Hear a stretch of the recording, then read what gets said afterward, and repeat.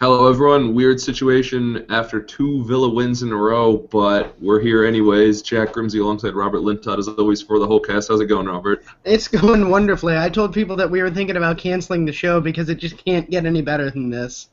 Yeah, I don't know. Two wins in a row. We don't have Sam Ty back. That was a blast last week. It was, absolutely. We got in touch with him, and if you enjoy having Sam on the podcast, he will be back throughout the season. We're going to try to have him back when he actually is able to get to matches so that he can give us a little bit of first-hand perspective, and we really appreciate his willingness to do that. Yeah, even if you didn't like having him on the podcast, we're going to have him back, because we did.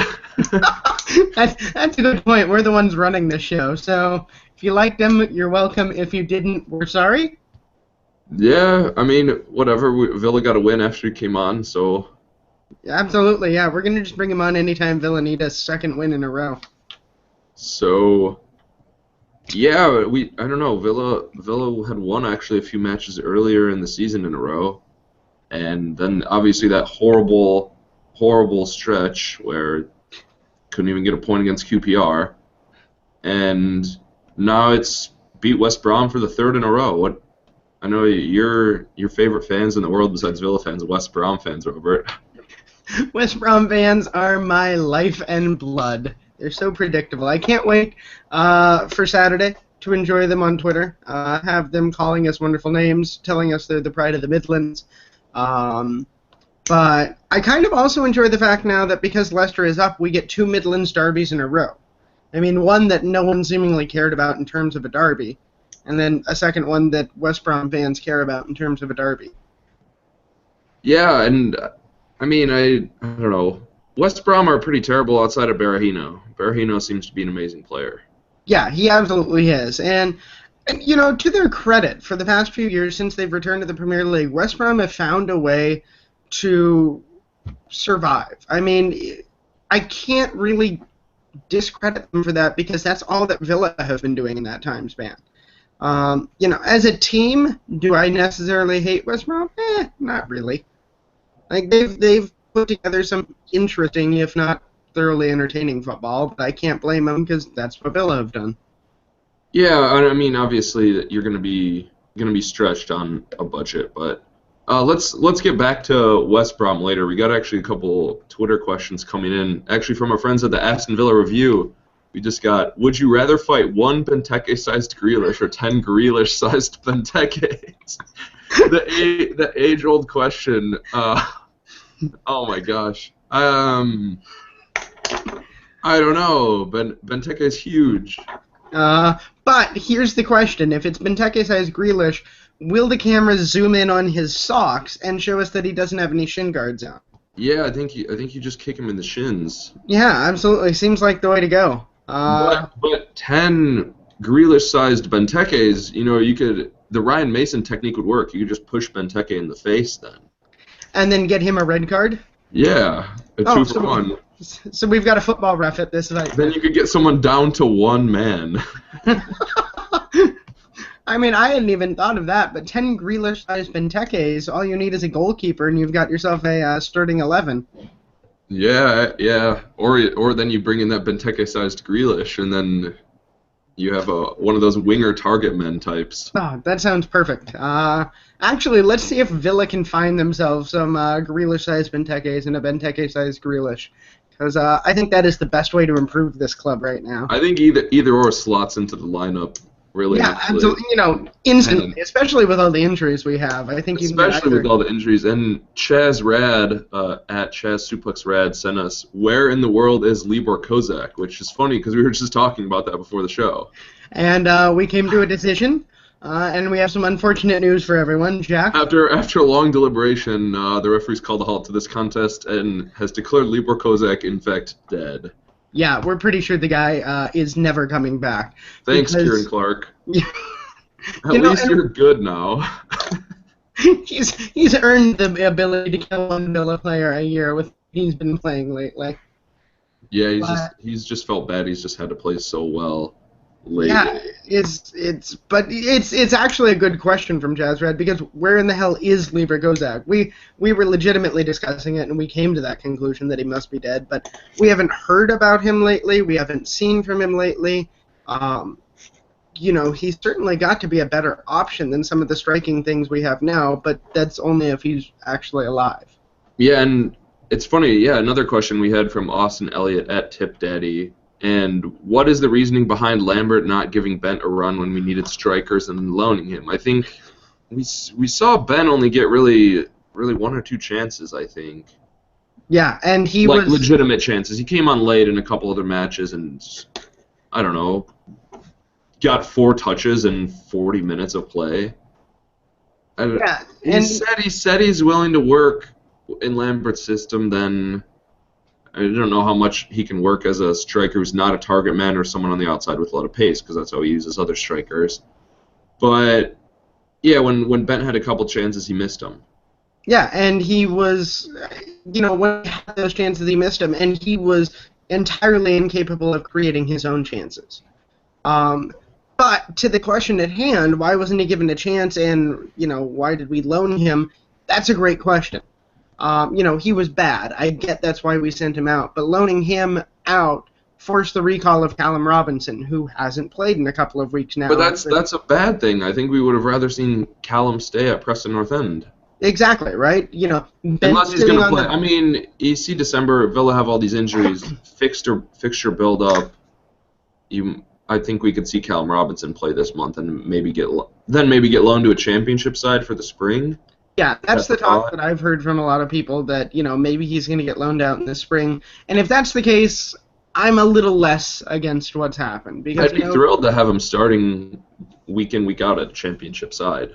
Yeah, absolutely. And I think if he's here in December and he gets into a match or two and he then gets loaned out to a championship, fine. If he's here in December and he gets into a match or two and everyone starts coming back healthy and we keep him around and do nothing with him in the spring, then I still think it was a dumb idea. Exactly.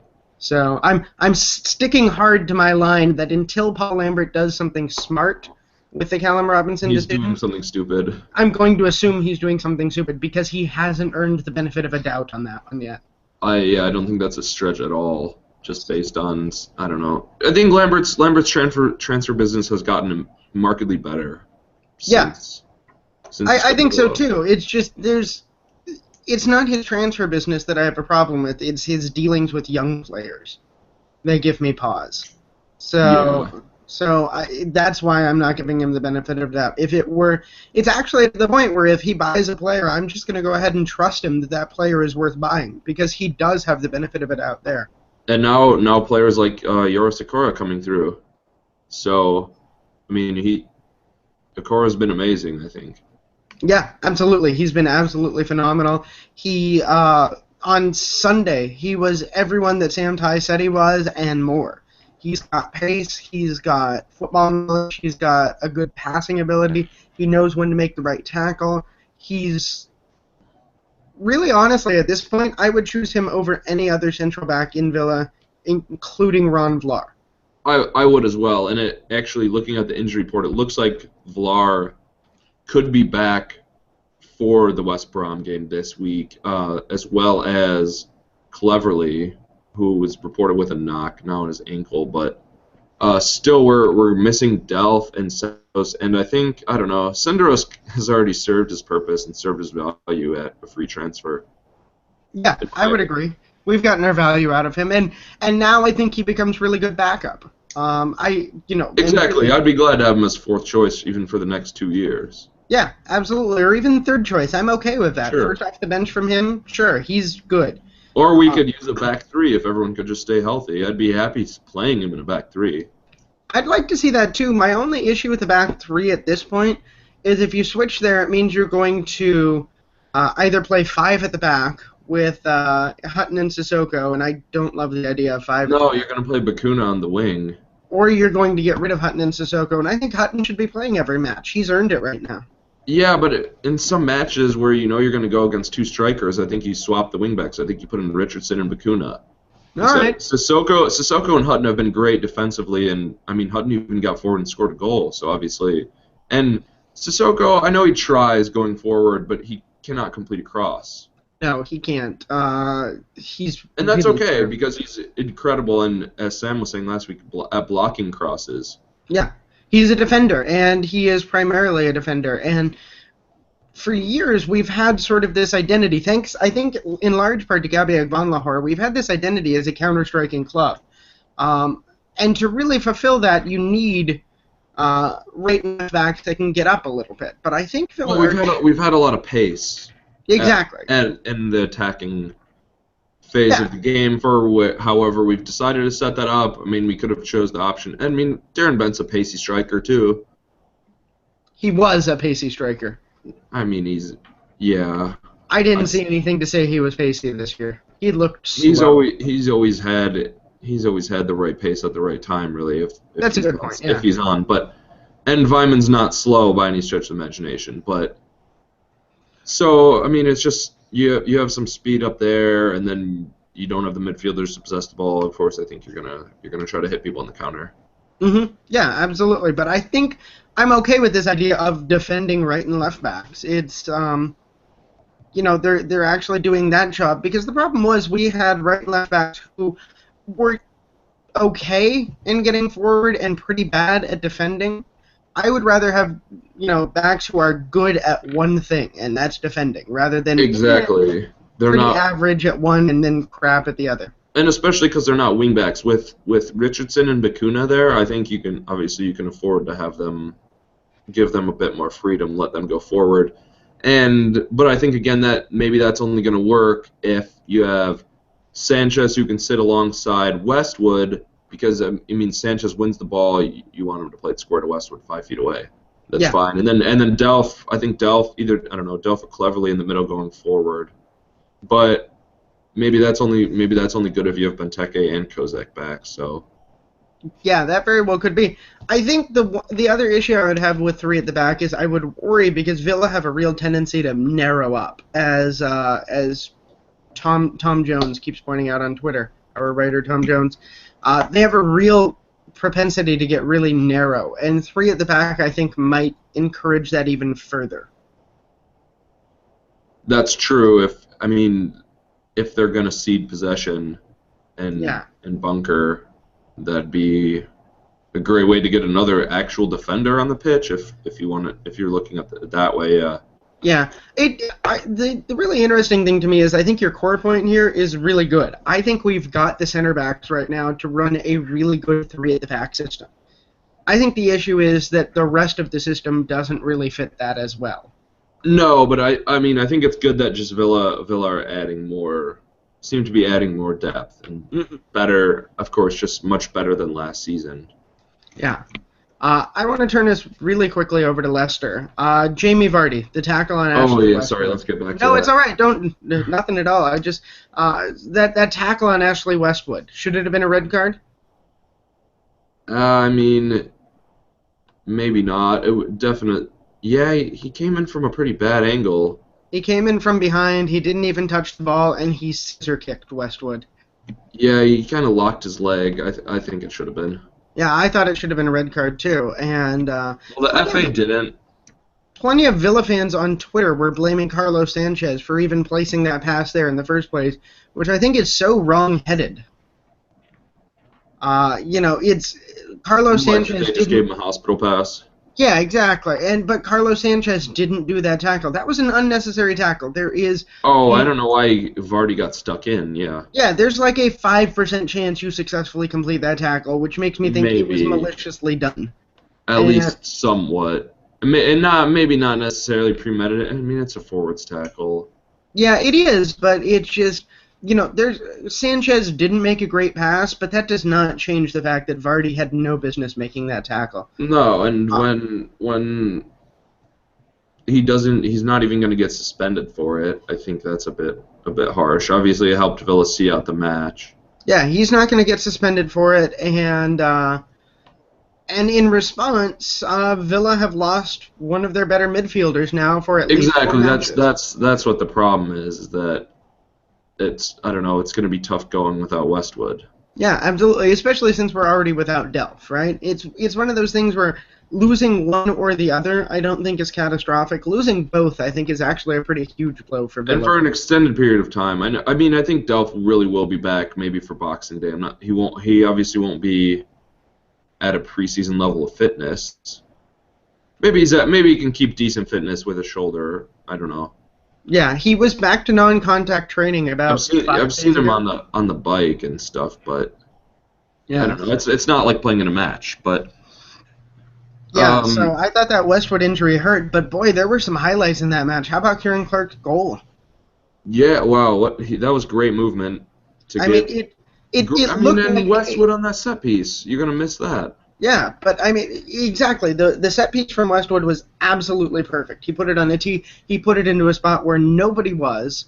And then Ciaran Clark comes running in with almost a striker's, instinctive notion of where to put his body, because there's nothing about that you've ever practiced that play before.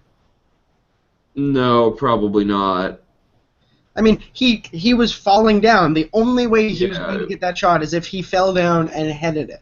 Yeah, exactly. It was an instinctive shot, and it was incredibly athletic. Maybe you drill something to have Okora and Benteke run one way, so their big guys run with them, and then Clark's open. But we had just talked about Clark not being one to go up and attack the ball in the defensive half, and then he goes in and slams that home. Exactly. He doesn't attack in the defensive half. He attacks in the offensive half. And how about Hutton with Hutton's finish? That was hilarious. It was perfect. It was cool. It was calm. It was everything it should be. Can you If he messed it up though, he imagine that scenario, the exact same thing, except Gabby Agbonlahor is on the end of that pass. Do you have any faith he makes that? I think the ball would still be orbiting the moon. I mean, it's just because he hasn't finished. Hutton, Gabby should go talk to Hutton. Excuse me, how do I clinically finish like that? He took his time. Granted, he had time. He had time, and he waited, and he just smashed it by Schmeichel. So, set the ball, put it in. And to even more of a point, in both goals, we're just so stunned by the fact that Clark and Hutton scored the goal that we sort of forget that Westwood put in that perfect set piece. Benteke put in the single most perfect pass I've seen all season. So what, the last 4 games, we've had 4 different goal scorers? Yeah, exactly, after having only 2 for the first 13 of the season. Or 3, the last 3 games, I guess, because Cole, then Benteke, and now. But the game before that, we were probably held to 0, so. Hard to have a goal scorer that way. For the stat, we have it. But yeah, I just wish more people were talking about that Benteke pass. Because it was. From the other side of the area where he just. Yeah. Over a head, just parachutes it in. Yeah, that was. That could have ended up. I don't know. It could have gone anywhere. And the reason nothing even against Benteke, just from a lot of people, and Delph doesn't complete that. No, I mean, and the reason Hutton had so much time to set up that shot was because he didn't have to do anything with the pass. It just landed on a plate in front of him, and okay, sure, I'll kick it in. Smash. It was, Benteke he's always been a pretty multifaceted player, but this year he is showing to me a level of creativity and a level of willingness to, help out more than I've ever seen from him. Yeah, he's not just a target man and a bruiser that scores headers. Yeah, exactly. And he's always been a player who will muscle past a defender who will, if there's no one else up there, create his own chance. He doesn't have to wait. But exactly. This year he's assisting. He's trying to get other people in. And that wasn't the only time in the day that he did it. And then it's just also shown that if Villa are able to get goals, not with Christian Benteke scoring, if Villa can get 2 goals through 2 defenders, I think they're not going to be in any real danger. Yeah, absolutely agree. The nicest thing to me about these 2 wins is that they've sort of reminded me that Villa are not a relegation level team. They never were. They had that 9-game streak without a win, but in that time they had, the last 3 were draws, and they're reminding me that, yes, that streak came for the most part against some of the best teams in the league, QPR accepted, of course. And now when they're playing the crap teams, they're, again, better than they are. And so Villa aren't a relegation team, and it's a nice reminder. No, and just a win, one more win could get them into the top half.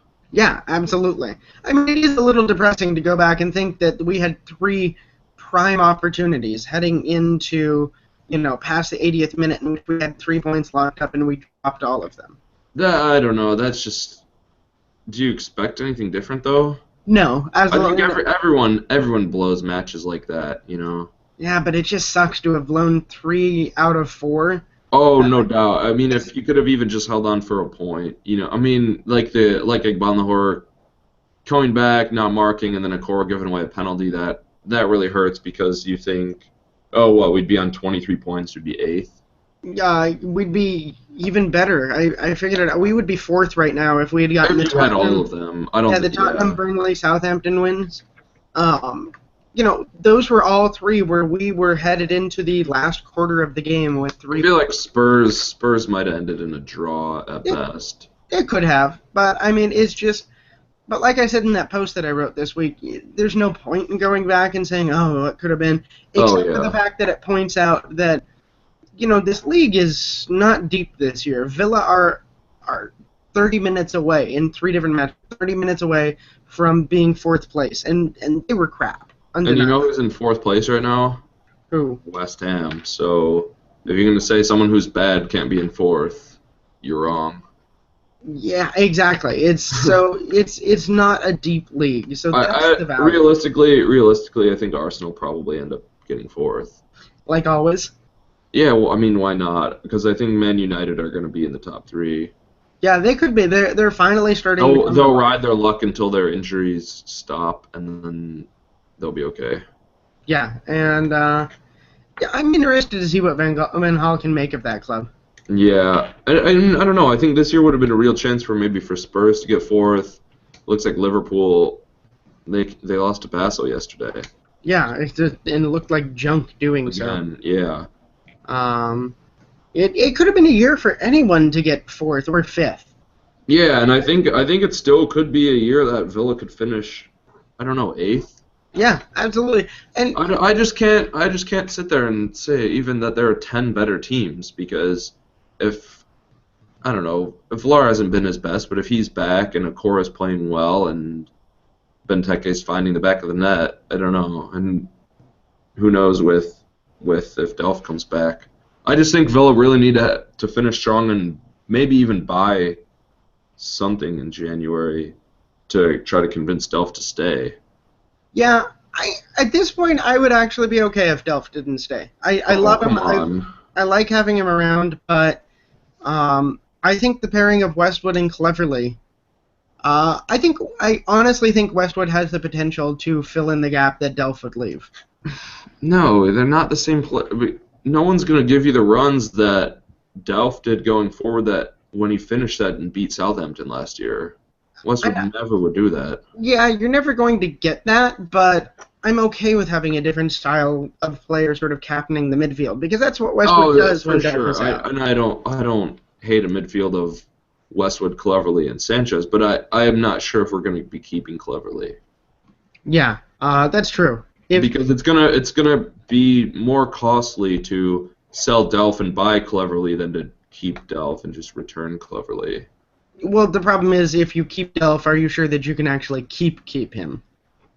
Yeah, I mean, I think you could at least get him on like a 3-year contract and then.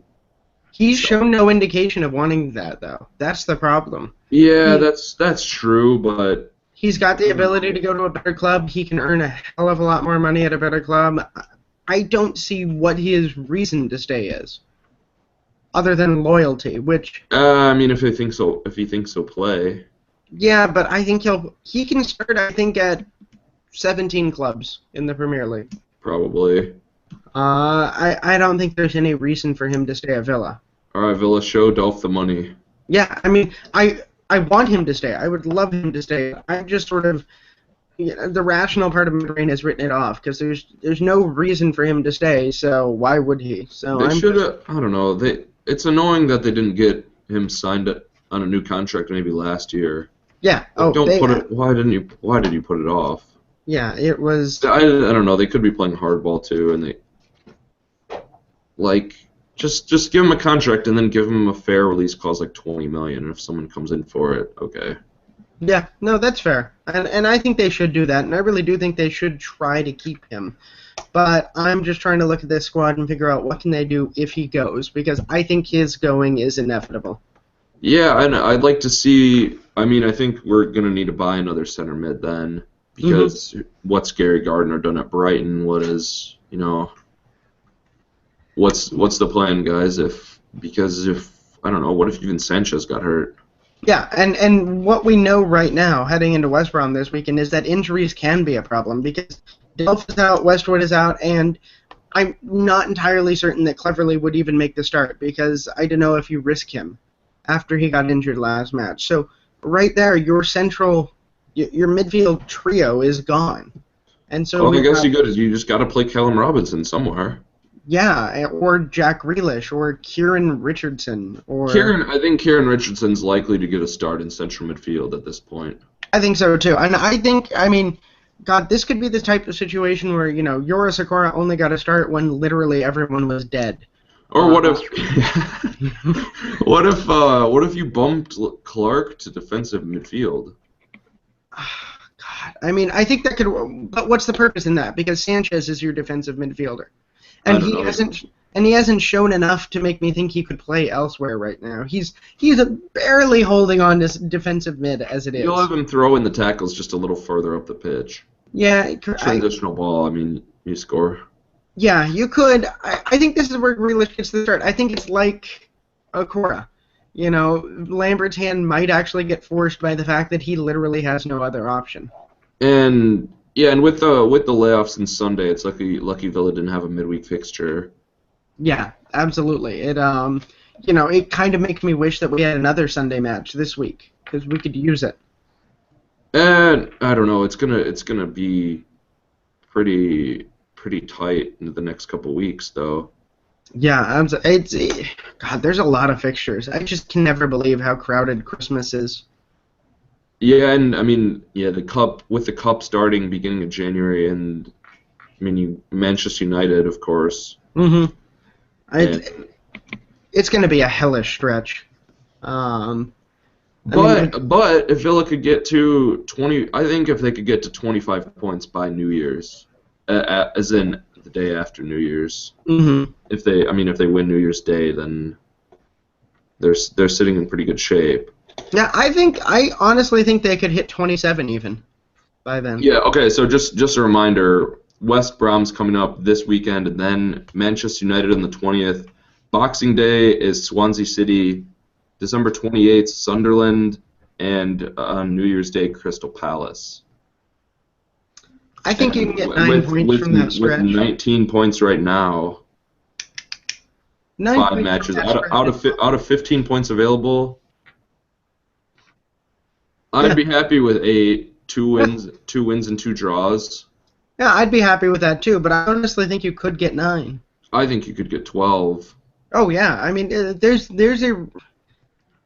Because we're not beating Man United. I don't think so, but there's. They don't have Chicharito though. You could.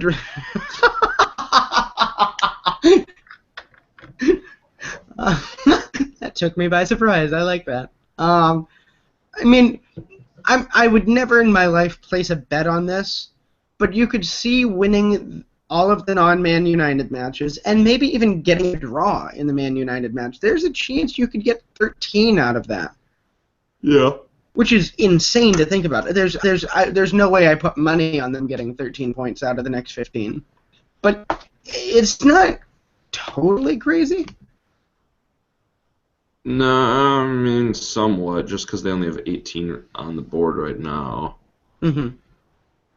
Yeah, that's true. Excuse me, 19. But if Villa, I don't know, a win against West Brom, and who knows? Yeah, no, that's a good point. I would love to. I just feel like once you really get some momentum going, it's going to be hard to stop. It can't last forever, but I mean, look at Real Madrid. They've won 19 in a row. Can you you just cannot see them losing? No, that's true. But you can. I'm sure the players can't see them losing. They're just getting it done. You could have said the same about Chelsea though too. and Chelsea lost. Inevitably, everyone loses. And I don't know. Inevitably, you're going to lose in the Premier League.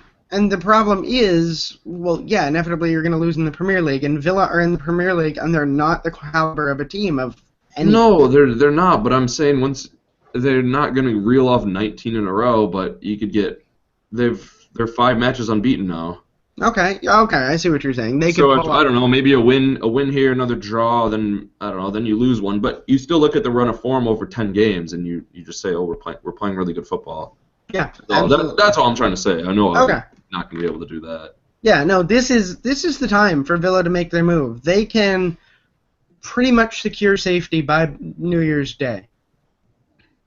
Hey, we just got a new follower on the 7500 to Hold Twitter account, and their name is Matt Jeffcott, and their Twitter description is WBA customer.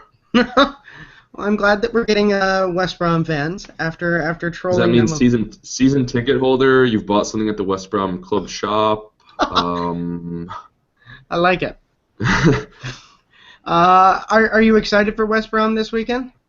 Yeah, I think so. I think Matt Kendrick tweeted yesterday. Either club's fan base is going to be wary of taking a 2-goal lead. Yeah, absolutely. I mean, we've seen those evaporate in this derby.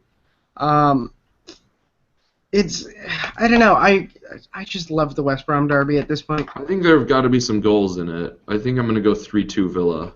3-2 Villa? I think Berahino is very dangerous and will find the back of the net. We're at West Brom. I'm going to say 2-2.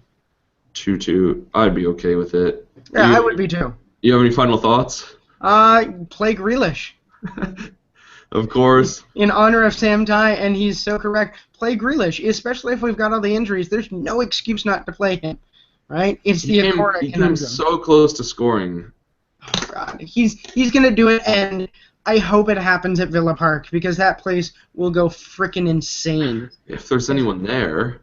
Well, whatever. The people who are there will go nuts. The 20,000 people will lose their goddamn minds. And That's true. I mean, it would be great if he scored anywhere, but seeing him get his, open his account at Villa Park would just be the greatest thing ever. I think so. I mean, away in a derby. You're right. That is a good second choice, right? Scoring maybe the winner against West Brom. Yeah, or all three. 92nd minute, tied 2-2. Jack Grealish comes barreling in and scores the winner. With a diving header. Yes. Just goes off of his unguarded shin. Scorpion kick. Yeah, they just zoom in on the socks. No shin pads. But yeah, I'll say 2-2. It's a derby. It's a crazy derby.